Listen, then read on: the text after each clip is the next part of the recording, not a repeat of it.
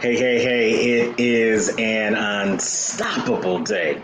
Welcome to From Felons to Fabulous TV. I'm your host, Terrence, the Unstoppable Coach Leffridge. From Felons to Fabulous TV is a show that allows you, the viewer, to see how formerly incarcerated citizens have come back into the community and have been able to prosper and to turn their felon life into a fabulous lifestyle.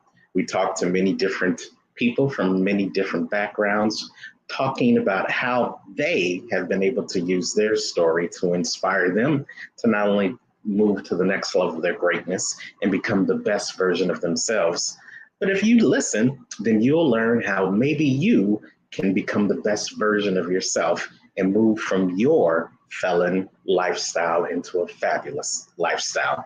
Now, today's guest is Bill Kimble of the Bill Kimble Construction Group in Kansas City. Bill is doing a fantastic job of rebuilding his community and continuing the legacy that has been taught to him by his father and his grandfather and has been in his family for a number of years. We think this is a story that is going to bless you, and we hope that you'll stick and stay as you can watch From Felons to Fabulous TV. But before we get started with the show, I want to let you know about one of our upcoming events with BTBY. So stick and stay, and we'll be right back with From Felons to Fabulous TV.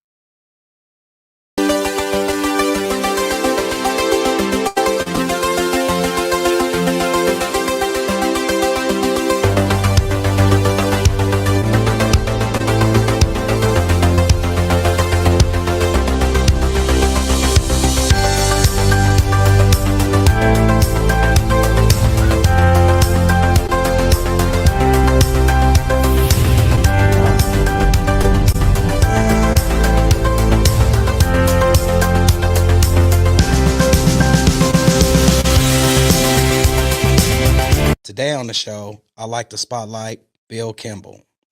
Bill is the true example of overcoming our community and not only making the difference, but being the difference. He has managed to transform himself from felon to fabulous by becoming one of Kansas City's biggest real estate developers within the urban core. He is also certified in almost every aspect of real estate and the construction fields. Please welcome Bill Kimble to the show. All right. Well, thank you, Chuck. I sure appreciate the intro. It's a pleasure to be on your show today. My name is Bill Kimble, and I would just like to tell everybody a little bit about my life and a little bit about my story and how I became to be the man I am today. My father was an architect and general contractor. My grandfather was in real estate. So I was born to kind of do what I do. I've always felt that. As a little kid on the weekends, I didn't know it, but my father was training me and my grandfather was training me for entrepreneurism because my grandfather did real estate and he had rental properties. So each weekend I would cut like his yard and then 5 more yards. And then I would cut our yard at home and 5 more yards. But I didn't know it, but I was being groomed for entrepreneurism. So the beginning of my life started out very well, especially being African American. But unfortunately, it went from sugar to shack fairly quickly when substance abuse entered our immediate family. So that's what kind of took us down in a spiral. From that point on, juvenile delinquent, I went in the system at 14 years old and I got out at 40. So even in the juvenile system, I was in and out. I was certified as an adult at 17. And by my 18th birthday, I was already in adult prison. Just in and out of jail my entire life. But I'm born and raised in Kansas City, right from the streets of Kansas City. And I always had a passion and a desire to do more than what I was doing. I wanted more out of life, but I didn't know how to go about getting it. I didn't know how to harness that frustration that I felt, the frustration that I see so many in the urban core suffer from now. You say, how do I see it? I see it in the crime rate. Kansas City this past year, second all time, the amount of murders, second, almost broke their own record. That's frustration. And I know what they feel because I used to feel that same frustration of not being able to elevate, not being able to succeed, not being able to live up to my potential, being a victim of my circumstance. And I don't like that word. I really strongly dislike the word victim because I don't look at myself as a victim. I look at myself as a survivor and a person who wanted to change and was determined to change and someone who did change. So when did the change come in my life? I was in prison. I can almost remember the exact day, what was happening. I was reading a book, and it was called Think and Grow Rich by Dennis Kimbrough. And at that time, I went to the chapel, and you have booths in prison, so you can listen to a VCR tape. It was VCR tapes. They didn't have all the digital stuff they have now. But I listened to a tape of the minister Louis Farrakhan. Never listened to him before, so I don't know what made me listen to him at that point. But he said a speech, and he looked right in that camera, and he said, "Look at you. Look what you're doing to your people. You selling those drugs to your people. You nothing. You nothing." And I said, wow. It was a spiritual awakening in that little booth because the book that I was reading, Think and Grow Rich, was stimulating my business side. And now the minister Louis Farrakhan stimulated my moral side. From that day forward, I never had another dealing again. I changed my life that day. But now I still went to prison, and when I got out, I was still violated before, but I never did another crime. Getting in and out the system is hard to do on its own anyway. But after I got out of prison, I was determined to do better. I was determined. And before I went, like the last time, I own properties. I had a running ad in the newspaper, in the black newspaper called The Call. I had a running ad. And my father and I, we would rent houses. We would buy houses, fix them up, and rent them out. And it was unfortunate, but this made me learn because when I was released from jail, Jackson County came and got me from the feds. And when I was released, the person who owned so many houses, I was homeless. And I had the first place that I walked to, I didn't have a cell phone. I didn't have any money to call anybody. But what I did is I walked to the City Union Mission and I signed up. And that was a humbling experience for me to be able to own houses all through the city and then to be homeless. It was a spiritual awakening. But at that point, I told myself I'm gonna do better. I got back in school because I never finished high school, never finished my freshman year. My freshman year, first semester, I was kicked out of high school, never went back. But when I got out of prison, I went to school. I got an associate's degree in construction management. I went and got a bachelor's. Then I went and got a master's in real estate. I started up the construction company. And from that point on, I started in construction. I evolved into real estate. Then I evolved into development where I'm at now. And I like what I do. I do what I do, I could do for free. And I guess that's why I started a nonprofit, because I'm not so focused on the money. Because nonprofits can make money. Negative conception if you think nonprofits don't make money. They make plenty of money. But I wanted to give back to my community. The community that I took away from, I wanted to give to. I used to be part of the problem. Now I want to be part of the solution. And I feel that the best way for me to do that was through construction, was through real estate, was through development. When I drive past the raggedy parts of town, the desolate side of town, I can make that change, not just by house, but if I have to do it, I will go house by house. I'll go block by block. I'll go neighborhood by neighborhood. But to be a developer, you get to inflict change. I can change a neighborhood, and I like that feeling. Just like when you're on the streets, you do certain things and you get certain feelings. Well, being a developer gives me that gratification that I seek. I like the fact that I could take the worst house on the block and make it the best house on the block. I enjoy that. I enjoy teaching people what I know. A man can feed himself. you can stop the cycle of jail if you know a real trade. A real trade to me is construction. In construction is a carpenter, plumber, electrician, HVAC. If you get your certifications, you could live a life and you don't have to go back and forth. So my goal at that point was to teach as many people as I could construction, then to teach as many people as I can real estate, and then to learn development and be a good example for others in the development field. What I currently do now, I do what you call public-private partnerships. Those are like agreements with the city, partnerships with the city, or it could be the state as well for a good purpose. I do it for housing. So the city has an initiative to build X amount of affordable housing in the urban core. Then I would solicit a proposal to them, telling them how I would go about doing that. And the city would team up with me and partner with me. And I just love it. Not only is it lucrative, but you're actually making a difference. And that's something that I've always wanted to do. And it's something that I just feel good about doing now. So to sum it up, where am I going in the future? To me, the sky's is the limit. Kansas City can't hold me. Every day, I'm thinking about relocating my office at the downtown airport just so I can see planes flying in and flying out, just so my imagination can run. Because when I was in prison all those years, they couldn't take my spirit away.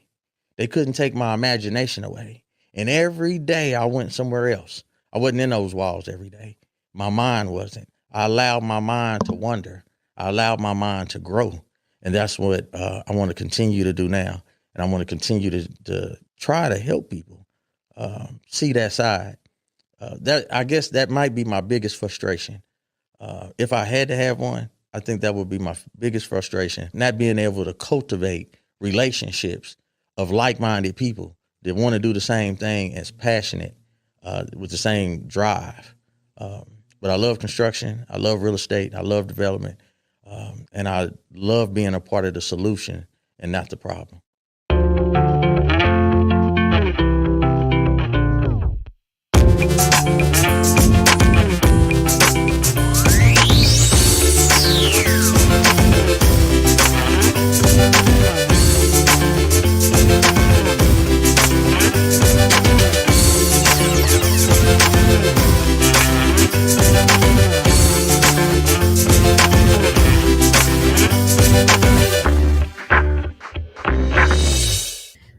Hello. I am sitting here with Bill Kimble. Man, let me tell you, this guy is amazing. Of course, I can't forget Miss Isabel Luce Camacho Black.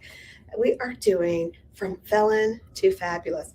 This guy right here, Bill Kimble, has went from tearing neighborhoods down to building communities, making a difference in people's lives. And when you hear his story, you're not going to even believe that he's only been out for 8 years. And I want to hear everything you've got to tell us that you've accomplished. So Bill, tell us a little bit about yourself. Okay, my name is Bill Kimble, born and raised here in Kansas City, Missouri.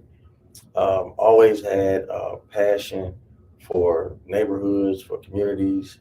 Always had the will and the drive to be in the construction field, the real estate field, and the development field. But I'm just a hard pusher. A hard worker is what I aspire to keep doing. But you didn't used to be that way, did you? I did not. I did not. We have a lot in common, although we did our time completely different age groups. I went in later. You went in as a young man. I did. I entered the juvenile system at 14. I was certified as an adult at 17. And by 18, I was already in the adult system. And you weren't also the traditional guy that lived in the hood, running the streets. You didn't come from a broken home. I did not. I come from a two-parent family. Mm-hmm. My mother and father was married my entire adolescence, all the way till I got to be an adult. My father was an architect, general contractor. My grandfather was in construction and real estate as well. Retired from the military and the post office, so retired from the government, and then he got into construction and real estate. But unfortunately, during the 80s, when the crack epidemic came through, that swept through our family as well. And we went from at the top to at the bottom very, very fast. It happens. It does not discriminate. Yeah. It is a horrible drug. I mean, any drug is a horrible drug, but it devastates families. It does. And you don't realize you're there until you're there, trying to figure out how to get out. Yeah. So I saw that from firsthand. You know, I went from seeing my father get awards from the mayor and the governor, businessman of the year, all the way to drug houses and, you know, all the way there, you know. So I do understand that. And so then that started my life into the streets.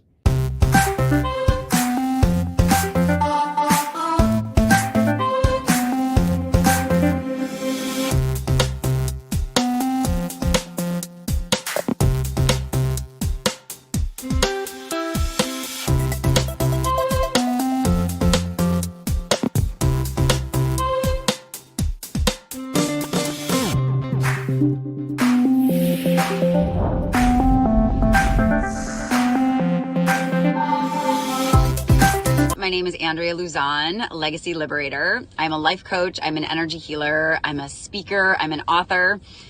I started working with Brenda Ringwood and Terrence Leftridge through the Become the Best Speaker course just 8 weeks ago. And I can already tell that I am a more confident stage speaker.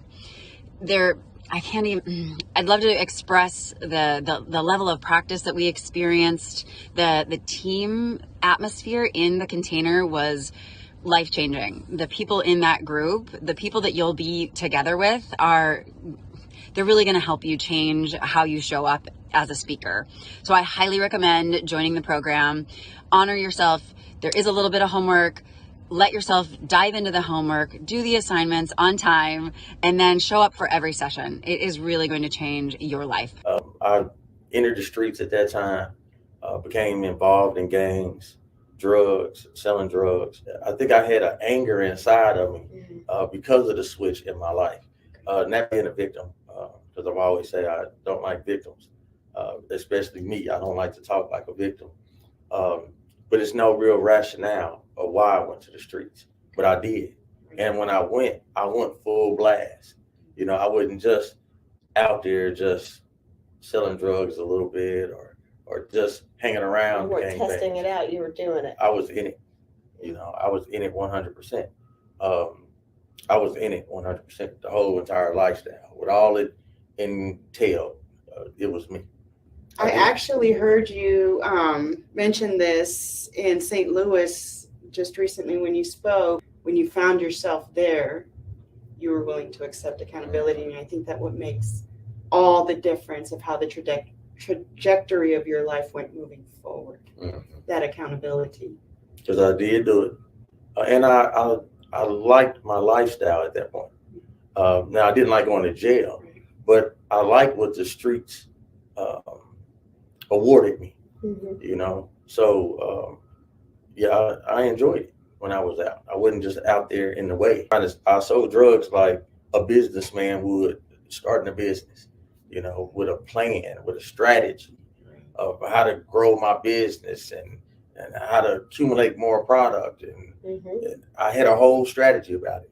So that's why it wasn't so hard to make the leap from the streets to business, because I do the same thing now. It requires the same things to run, because you have to let go of the fear. You have to be willing to put yourself out there. I mean, I heard actually a podcast or a TED Talk or something one time, and it was to get one of the best CEOs in your company, pick a ex-drug dealer or pick a ex, because they said they have all the skills that it takes. All they need is to change their why.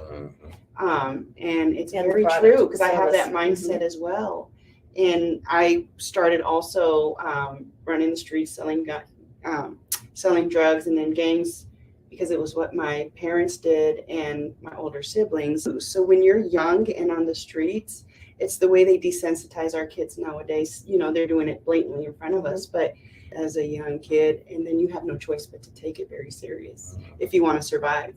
So I totally resonate with that part. Look back, I couldn't tell then, but now as I look back, I was angry, and it showed in my actions. It showed in my day to day. See, when you wake up in the morning and you read the paper, or some people, I mean, most people don't read the paper now, except it's online. Yeah. But when you turn on the news or something like that, and you hear about shootings and robberies or something, I was that guy. Mm-hmm. You know, I was the guy that you read about in the newspaper. I was the guy that's on TV. So when you got arrested, and every time you went back in, nobody was, they just expected it. Pretty much. Mm-hmm. But I couldn't get out the system. But it was a lot of us that couldn't get out the system. It's hard to get out the system. It is. You know, not being a victim, but being a black male in this criminal justice system here in America, it's hard. Yes, it is. Because you look at it now. You got people that was going to jail for marijuana. They got marijuana distilleries everywhere. So it seems like I get to go to jail for it, but now the general public just gets to enjoy it. Yeah. And it is somewhat unfair, but I could have made better choices at that time too. So talk to me about your mindset when you went in at that young age. What did you go through? What did you think about? I mean, did you feel like your life was over? You know, what did you go through with that? What cycles? I didn't feel like anything was over. What it did is it probably emboldened me on the streets, because on the streets, if you like a drug dealer, or you kind of stay low key, you kind of stay up under the radar, where you don't want people to know you. But see, in there, kind of elevated my status in there, because I was a leader and I had money on the street. So when I got in there, it was magnified. Now you were a big dog in the prison. Now I'm thinking that, and then I'm thinking when I get out, I'm thinking when these guys get out too, they're going to be loyal soldiers, and you're already planning for the next thing. Bigger and bigger and bigger. And so then as soon as I get out, it was so easy to come back to jail. It's so easy for our it could be your girlfriend, a woman, to say he hit me, he pushed me. So you're going back. It could be somebody say, he pointed a gun at me.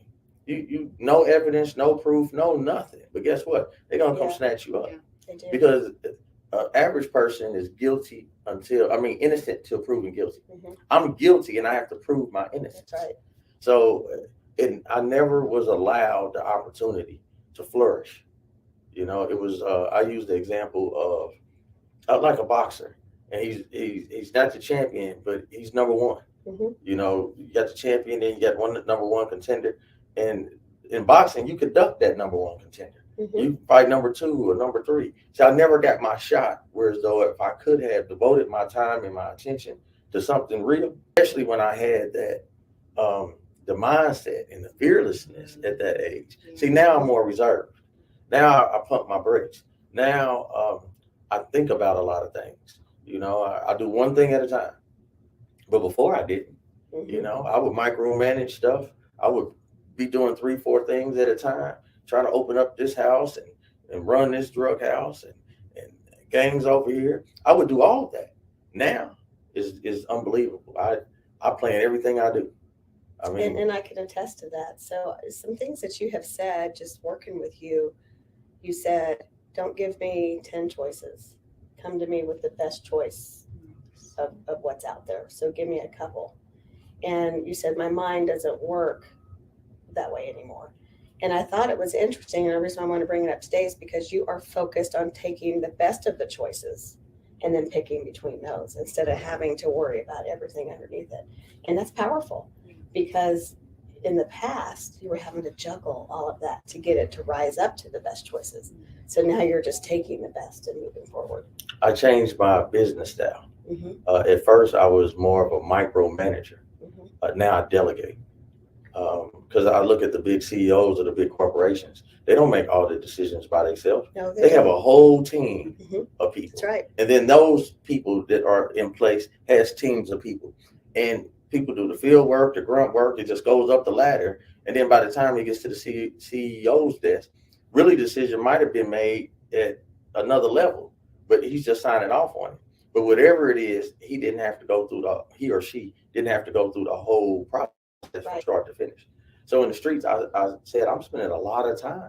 I was devoting a lot of my time in my life doing this. But business is totally different.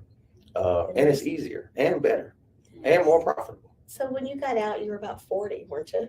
I was. You were finally. Well, I was, I guess, almost 40. Mm-hmm. What changed that you said no more? I was in jail when I made the decision of no more. But even though I made the decision of no more, I still couldn't get out the system. Mm-hmm. So I made the decision years ago. But when I get back out on the streets, I didn't go back in and out of jail by selling drugs. Right. I haven't sold drugs since a teenager, early 20s. That was gone in. Really, as a teenager is when the last time that I sold drugs for real. Or in gang bang and stuff like that. I'm 48 years old. Mm-hmm.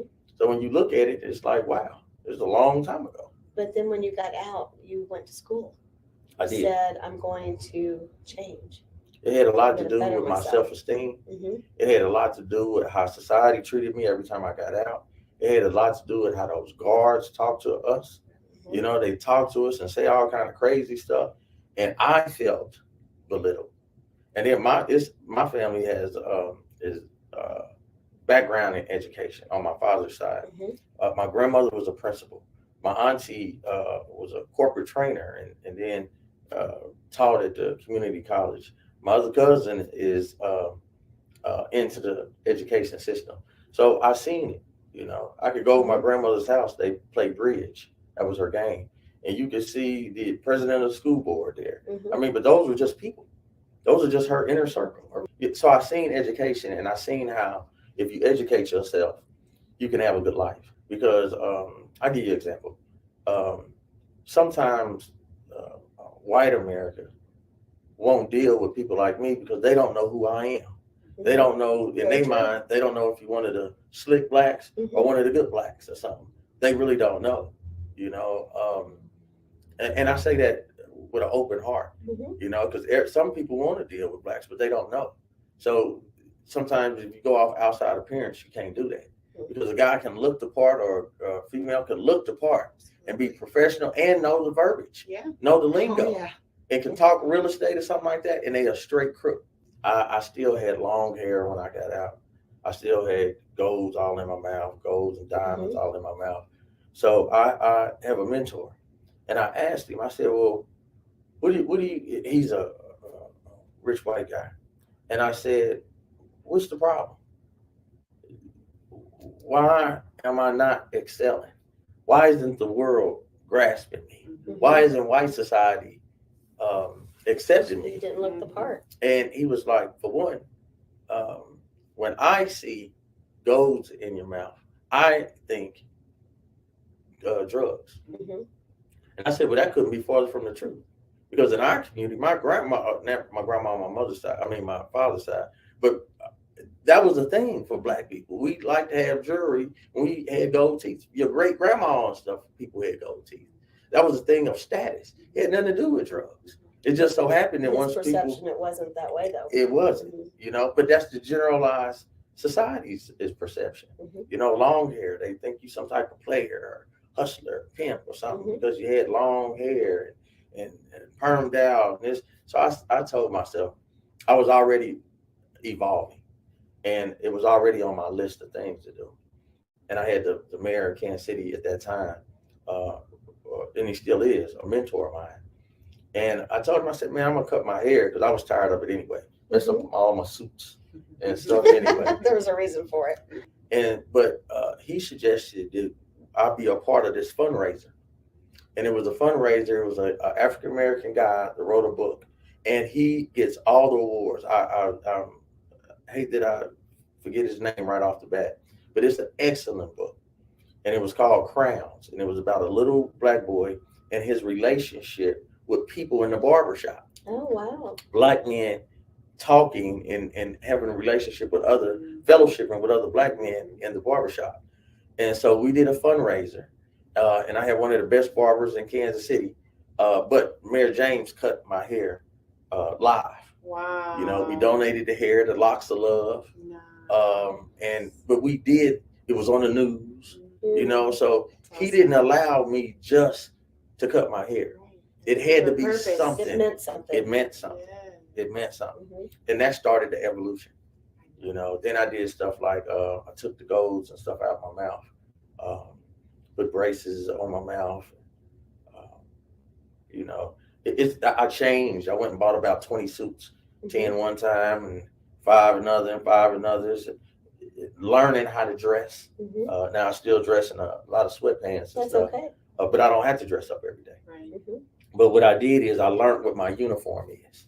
If I was a mechanic, I would wear this. If I worked at certain jobs, you wear a uniform. Yes. So when I'm at City Hall or when I'm at the courthouse or when I'm in my business setting, my uniform is a suit.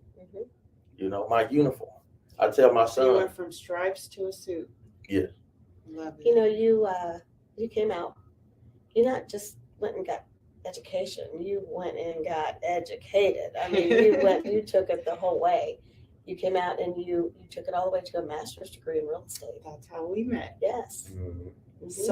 Your graduation, someone posted a congratulations to you that I was a mutual friend of that I had never met either, but I saw your picture in your gown and I read the honoring they typed up for you and the tribute, and I knew I had to meet you. I knew I needed some of what you had because you were making shit happen. And I was in that evolution where you just spoke that you were transitioning into something way bigger than me, my past. It was that master's degree you said yes to and you achieved. And tell us about that. And I may or may not be done. Good for you. I'm still thinking about a doctoral in real estate. But being that when I first got out, I couldn't get a job. Because the last time I got out, listen up, guys. This is important because for those of you who have never been in the system or don't have a family member that's been in the system and you don't understand how hard it is to find a job, let alone coming from his background to get a job, being a Black man living in a not so good part of town, it's hard. And then when you add prison on top of it. So I want to start with that. So you couldn't find a job. I could not find a job. But it's important to note that when I got out this last time, I still had an associate's degree. I earned associates before I went back this last time. So when I got out, I was already a business owner in construction, was already doing real estate, and had associates in construction management. And I couldn't get a job sweeping the floor. I couldn't get a job being a laborer anywhere. And I'm a finished carpenter by trade. And at first I went to the unions because I know my skill set. Right. Nobody. And I still remember what happened.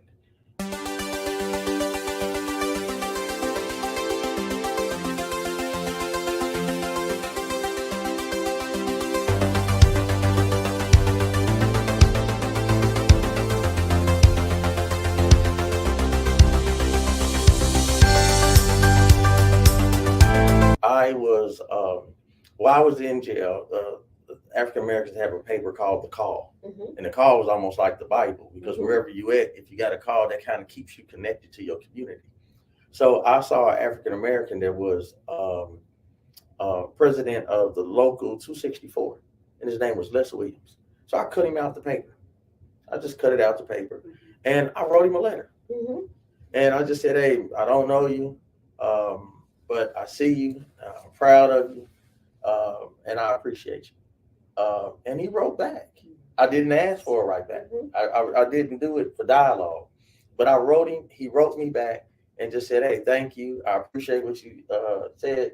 And if you ever need some help, when you get out, come talk to me. So I was like, wow, okay. That was cool. impressive. That is neat. Yeah. But at that time, I was thinking, well, I'm a finished carpenter by trade. You know, you got different levels of carpentry, but I'm a finished carpenter. So I'm thinking I'm at the top of the heap. And I was like, well, I really didn't want to go to be a laborer. That's a lot of hard work. And but when I got out and I was looking for jobs, and then I did go to meet him.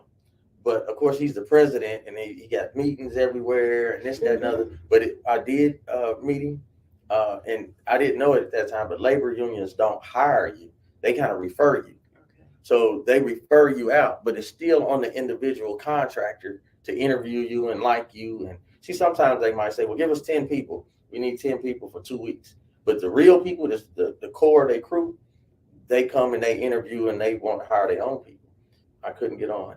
And in the halfway house, you have a period of time before you have to find a job. And if you don't, you go back. So what they did is they extended me. And I was happy, but I was trying every day. I even did stuff. It was Burger King on 47th and Prospect. I even went up there and said, "Hey, man, I know this is for a lot of younger people work here, but I can work in the day. I don't care if I'm getting gum out the parking lot. I don't want to go back to jail." Right. And they said there wasn't no jobs open. And because of my felony, that's what I was thinking that it was. Because at first they was like, "Hey, sure." But then as soon as they found out I was a felon, they was like, "Well, we don't have any jobs right now, but we'll keep you in mind." And so the last day, this is extension, they're not going to give me any more days. So, and this is why I still look so fondly on this guy, Les Williams. He had a lot to do with saving my life. I told my family, my immediate family, that I'm going back to jail. I said, when I go back to the halfway house today, they're going to lock me up. It was already Friday. They already told me, when you come back, if you don't have a job, you're going back. And so I was emotional at that time. And because I wanted my son to be proud of me. I wanted my kids to be proud of me. So I told everybody goodbye, and I packed up my stuff, and I went back to the halfway house, preparing to get locked up. And when I came back in, they said, "Kimble, you got a message." First, when I came through the door, they said, "Do you got a job?" I said, "No." They said, "Well, you know the routine." And then somebody in the back came and said, "Hey, you got a message." And so I said, "Okay, what's the message?" And I looked, and it was the guy's number, and it said, "I start Monday." And that changed my life. I said, I'm going to use construction to help other people change their life, because that allowed me to work hard every day, to feel like a man, and what I call it. I'm working a job. I'm working with my hands. But it made me feel good when I got my paycheck and stuff that I did something. So let's move it forward then. So, I mean, we're sitting in your office now. He's in the 18th and Vine District. This is his neighborhood. He believes in his community. He lives in this community. He works in this community. What got you started doing what you're doing right now? I got tired of my community being a victim. This area is not good. And they go downtown and they complain, "Why y'all not helping us on housing? We don't have curbs and sidewalks. White people side of town, north of the river is so good, and ours is so bad." And I'm like, let's fix it then. Yeah. Let's fix it. Are we going to wait for City Hall to do it? That's not their job. Right. They score projects when you bring them a project. They're not going to create the project. Right. This in particular bunch that was very vocal, but it was more complaining to me. And that's how I viewed it. But I said they're somewhat unsophisticated as far as the process. And I said, I'm going to learn the process. And I'll be able to help them because I'll know the process. Right. And I'll be able to put projects together. So when they say, "Hey, we need a new strip mall in our neighborhood," or "We want CVS in the neighborhood," I'll be able to go acquire the land, contact CVS, get in on a feasibility study on the site plans, and let them know this is what we want to do, get them on board in the beginning. And guess what? The community says they want it. CVS said they want to be here. And then I can put that together. As a developer, I'll buy the land, build the structure, and then sell it to the CVS or get a long-term rental. But at what point do we stop complaining? I had to do stuff like I would go to City Hall, in the city council meetings. I would just sit there. Kansas City has a department, a division called the EDC, Economic Development Corp, and they have meetings. Each one umbrella organization has their own meetings, and it's open to the public, but nobody never really comes. Right. unless you're a developer or a lawyer and your project is in front of them. But I would go as a student. Listen. I would go. I would go and I would listen and I would learn, and I learned the lingo, I learned the verbiage, and then I was going to school at the same time. But my school education really conflicted of what I was learning, because my school education was almost kind of teaching me how to be an employee. It really wasn't teaching me how to be a visionary. Yes. But my dad had already put that in me, of how to be a visionary. So, but and school teaches you a structured way, that's tried and true, on nicer parts of town. But that necessarily doesn't work in the hood. Right. And it doesn't work at all in the hood. Yeah, you have different property values, you have different perception values of what's Everything going on, is you have different life values, and it's completely different. So here I am learning, educating myself every day. But at the second I leave the college campus, I'm going back and doing it the way I only know to do it. But I learned it this way, but I couldn't execute it that way. So you had to take what you learned and apply it differently. I blended it in. And everybody needs to take note on that, because even if you're educated through an educational system, you were educating yourself by going and putting yourself in those meetings and stuff. But even when you seek coaches or advice from other people, it's always just to give yourself knowledge and more information, but it's up to you to take that information and all that knowledge and put it forth how you deem necessary to accomplish what you're trying to accomplish, because we're not looking for cookie cutter here. We want individuals to stand up in their truth. Yes. And I love that you said that, because it's been important for me in my life too. I love seeking guidance, but I have to take that and then I have to go within and seek my Creator's truth and where He wants to guide me with all that knowledge. And then that's the step that I need to take forward. But Bill, you even took it further than that. So you ran for an office and you won. I did. Talk a little bit about that. I ran for 16th Ward committeeman, Jackson County committeeman. And that's the lowest of the totem pole. But you still tried. Running. And the first time I lost, and the second time I won. And I served 2 years. But when it was time for me to run again, the political apparatus made me step down because I was a felon. Right. Not because I did anything improper or wrong. But you were the felon before you got put in office. So I kind of slipped through the cracks, so they say. But I didn't slip through the cracks. I mean, I should be able to me, in my opinion, I should be able to sue the government if that's the case. Right. It's in the Constitution: life, liberty, and the pursuit of happiness. So I can't. Already done your time. I can't pursue happiness. Right. I should be able to pursue happiness. I should be able to build within my community, within myself, within my family, and within my community. I should be able to build until I decide I want to stop.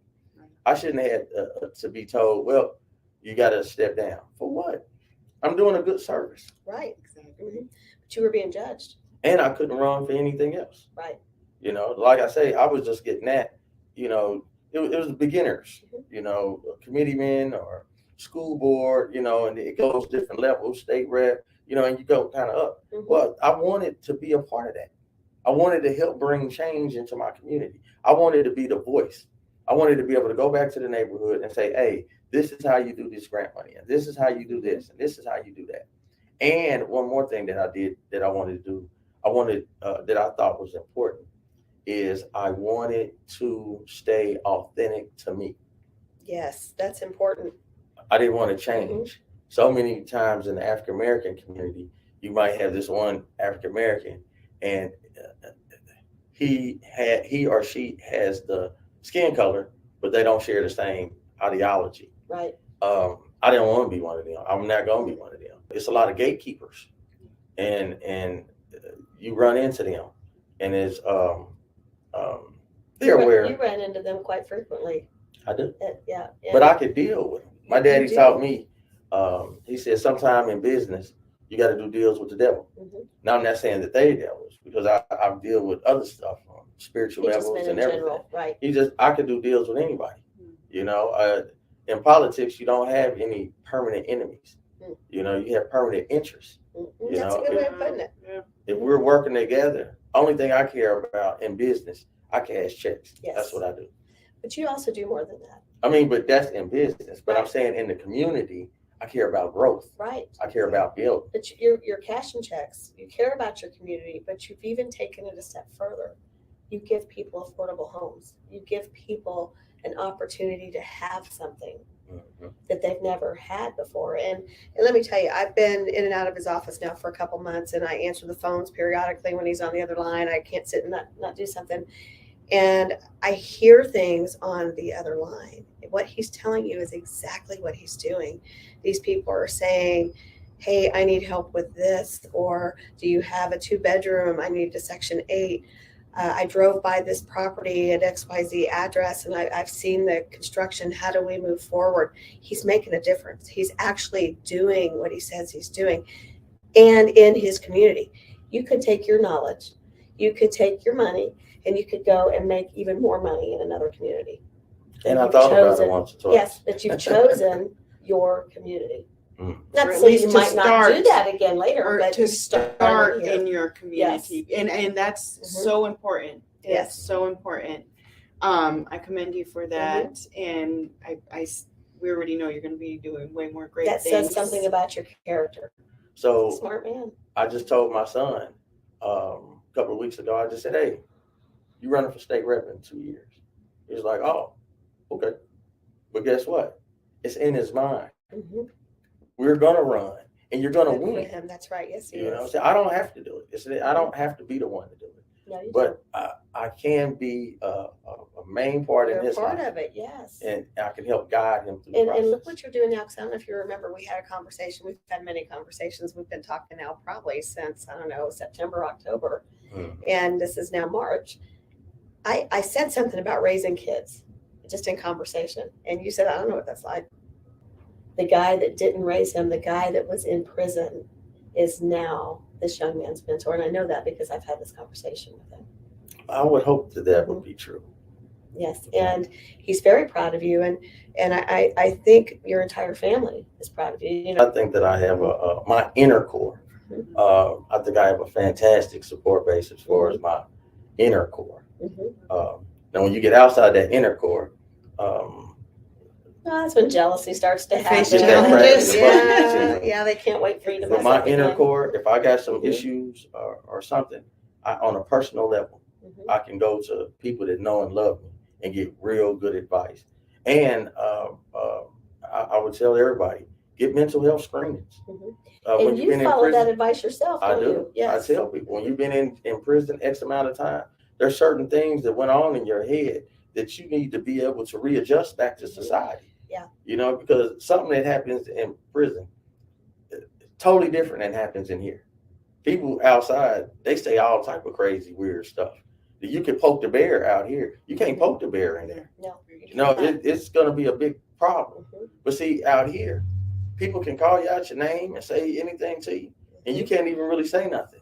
And it's you got to, what they say, congratulations, you the bigger person. You always, I'm tired of being the bigger person. I'm exhausted being a bigger person. As you should be. But out here, you have to be the bigger person.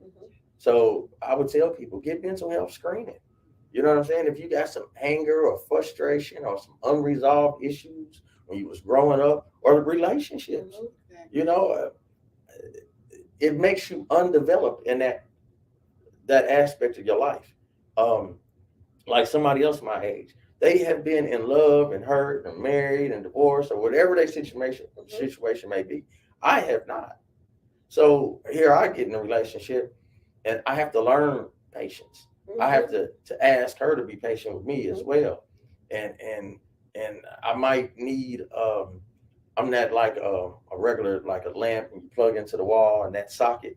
I'm like the wash machine or dryer socket. I'm a bigger socket.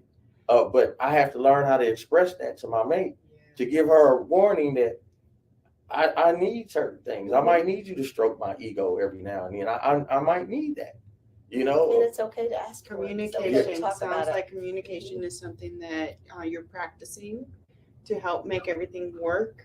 in your life, and that's very important.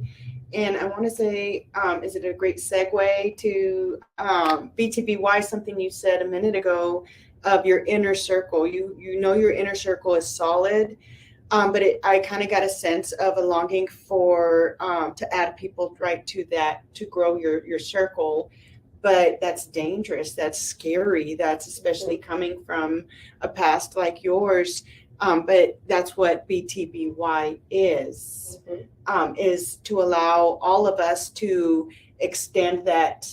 We have our sacred circle, but we want to extend and grow and bring other people into our lives. And it's going to take circle to become their circle. Yes, and it takes time to get in that inner, but BTBY is full of like-minded people that are looking for the same exact thing that we're talking about. Absolutely. And for those of you that don't know, Becoming the Best You, that's what that stands for, BTBY.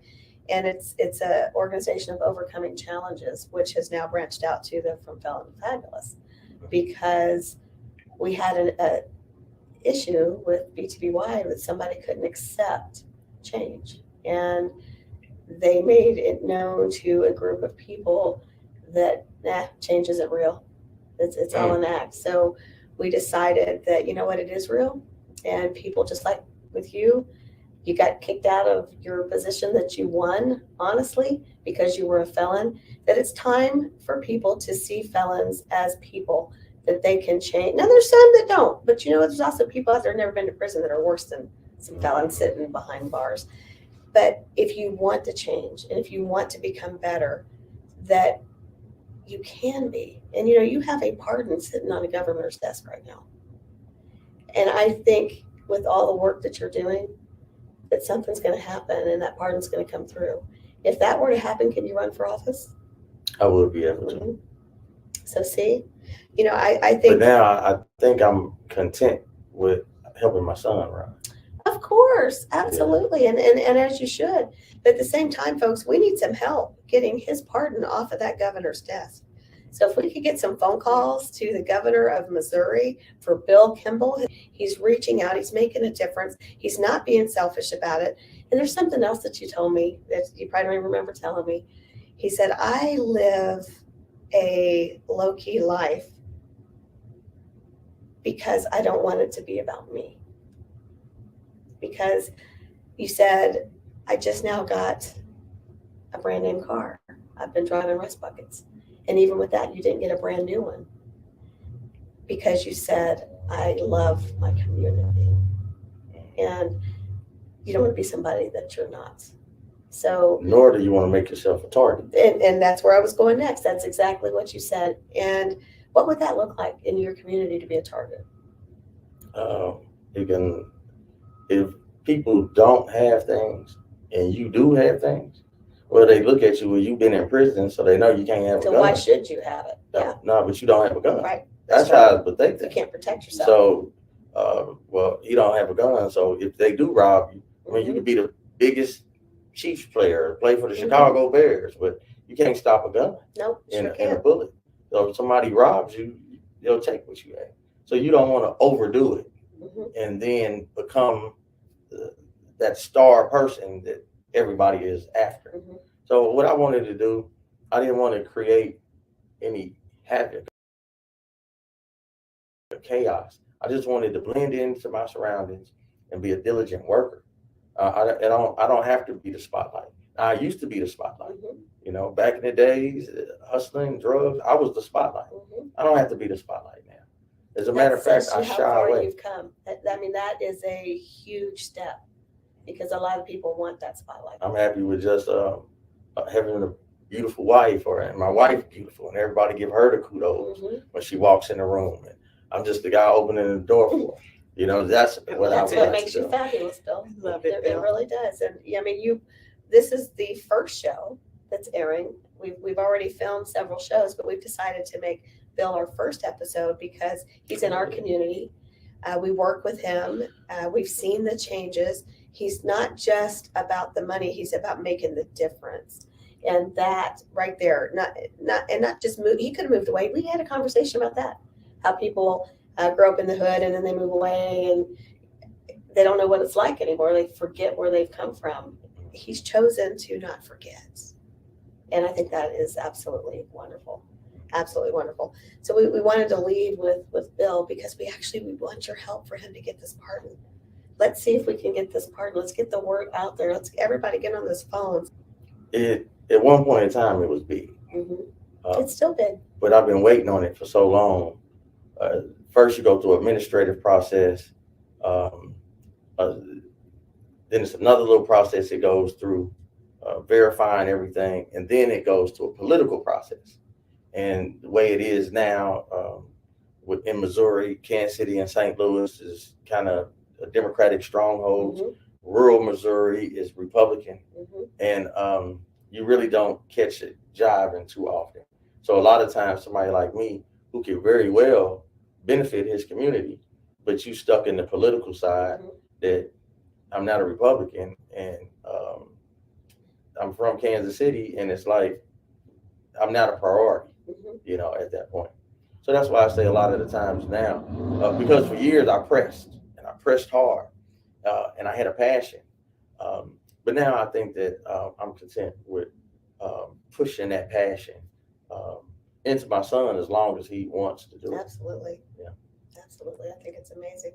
Well, Bill, tell people how they can get in touch with you if they want to hear more about you. You know, he's got a chapter coming up in our Becoming the Best You anthology. It's our first book. He's going to have a chapter in there, so you're going to get to read more about that. Isabel's in it. I'm in it. A couple of other of our B2BY people are in it. And it's a good way for you to hear more about not just Bill, but other people inside of our circle. But he's even going to do bigger things. You know, we're going to have to come back and interview him a little bit later to just kind of see where he's going, what he's done, what he's accomplished. You're going to be amazed at what he's got in store. How do people get in touch with you? Born and raised in Kansas City. 18th and Vine is my area. But it's not going to be too hard to find me because, like with your help, hopefully we have a book coming this year talking about construction and real estate and development. We're getting close to being able to have a pilot for a reality show on development. And that's big. That's big. And the reality show is going to be, it's not going to be like a flip this house type of show. It's going to be whereas though I'm going to take people through the process of locating properties, planning and zoning, the permit process, getting licenses, feasibility studies, the whole gamut, but some of the stuff that you don't see on the Flip This House show, you turn it on for 30 minutes, it's the old house, and 30 minutes is a brand new one. Well, I'm going to take you through the process.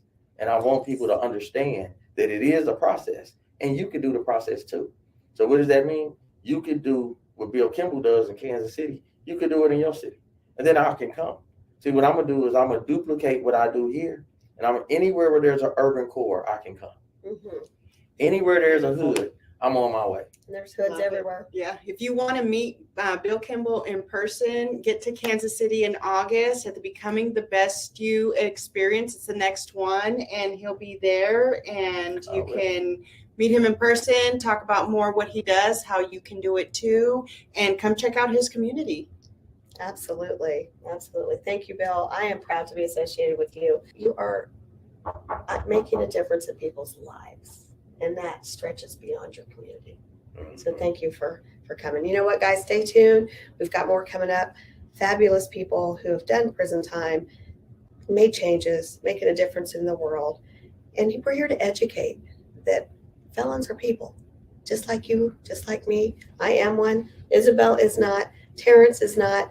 But we see people for who they are, and we see you. If you want to be on the show, give us a call. Reach out to Brenda Ringwood about anywhere. Look up for Isabel Luz Camacho Black anywhere.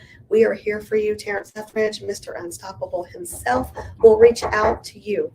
Call us. Come see us. Going over to FromFelonToFabulous.com. Thanks for watching, guys.